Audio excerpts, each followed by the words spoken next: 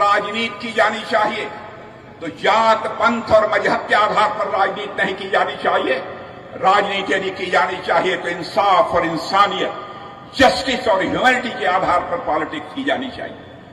क्या कर दिया है इन्होंने ममता दी ने? ममता दी, ऐसा आपने क्यों किया?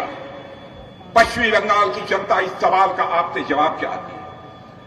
मदरसों को आपने बजट में मदरसों के डेवलपमेंट के लिए उनके लिए 5,700 करोड़ आपने एलोकेट किए थे, लेकिन यहां के इंडस्ट्री, यहां के उद्योगों के लिए केवल 1400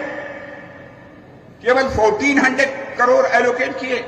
और आईटी सेक्टर, जबकि यहां का नौजवान इतना टैलेंटेड नौजवान है, आईटी सेक्टर में बड़ी संख्या में पश्चिम बंगाल का नौजवान केवल वेस्ट बंगाल में ही, पश्चिम बंगाल में ही काम नहीं करता है, केवल भारत में ही नहीं काम करता है, दुनिया के दूसरे देशों में भी जाकर कोई देख सकता है।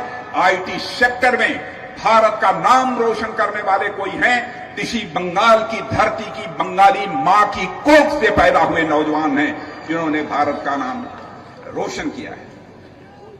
ममता जी, मैं आपको सुझाव देना चाहता हूं, राजनीति की जानी चाहिए, आप राजनीति कीजिए, लेकिन राजनीति तुष्टीकरण की नहीं होनी चाहिए।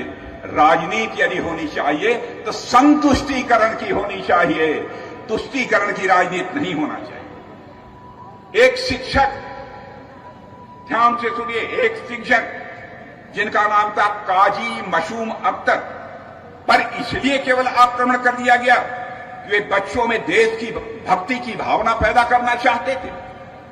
उनके रहते टीएमसी के लोगों के द्वारा उन पर आक्रमण कर दिया गया। और इसलिए क्योंकि बराबर काजी मासूम अख्तर साहब बच्चों से राष्ट्रगान और राष्ट्रगीत गाने के लिए कहते थे, इसलिए उनको पनिशमेंट दिया गया, उनको सजा दी गई। और बहनों भाइयों, भारतीय जनता पार्टी जिस पर कि धर्म के आधार पर भेदभाव करने का आरोप लगाया जाता है, जानते हैं हमारी सरकार ने काजी मासूम अख्तर को पद्मश्री की उपाधि से विभूषित किया है। मेरे बहनों भाइयों, यह है भारतीय जनता पार्टी और टीएमसी के लोगों में अंतर।